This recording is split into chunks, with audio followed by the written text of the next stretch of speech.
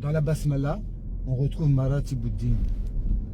Dans la Basmala, on a trois noms ici. On a Allah, Ar-Rahman, Ar-Rahim.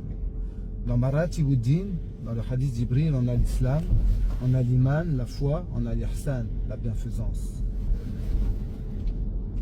L'islam est à mettre en face du nom d'Allah. L'iman est à mettre en parallèle avec Ar-Rahman. Et l'ihsan est à mettre en parallèle avec Ar-Rahim. J'explique comment.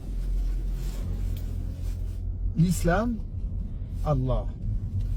Le Lafdul Jalal Allah, c'est le nom qui est à la tête des noms de majesté qui inspire la crainte. Et l'islam, minas salamati. Ça vient de la paix, là où tu te mets à l'abri pour être en paix. C'est ton refuge.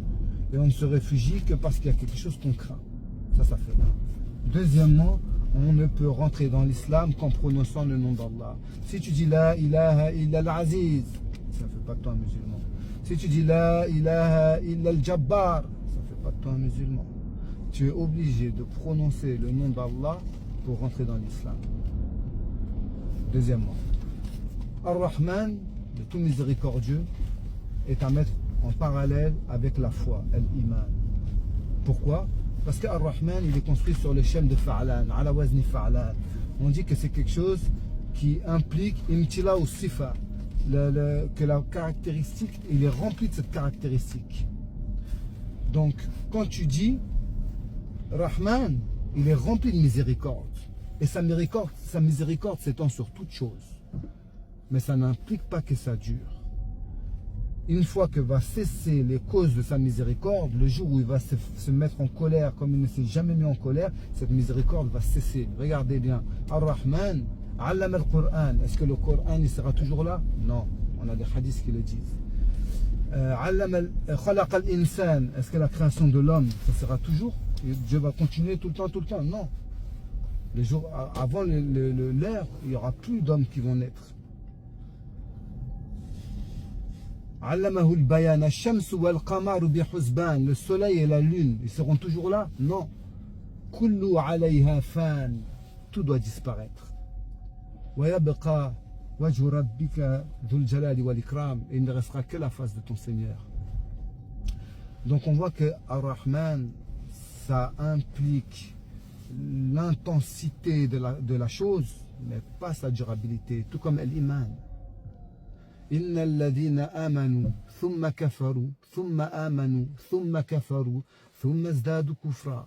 Ceux qui ont cru, puis ils ont mécru, puis ils ont cru, puis ils ont mécru, puis ils ont penché vers la mécréance. On voit bien que l'iman c'est quelque chose qui peut être intense, la foi ça peut être intense, mais ça ne dure pas forcément. Alors que Ar-Rahim yuqabilu lafdhu al-ihsan. L'ihsan, que tu adores Allah comme si tu le vois, et si jamais tu ne le vois pas, sache que lui te voit. Ça c'est la dernière étape du din, c'est ce qu'on cherche tous à atteindre, l'ihsan.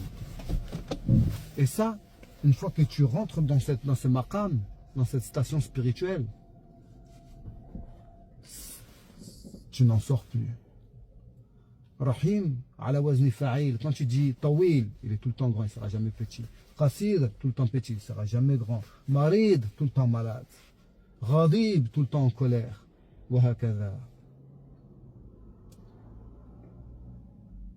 Donc on voit ici que Maratibuddin, l'islam, Allah, l'iman, Ar-Rahman, l'ihsan, Ar-Rahim.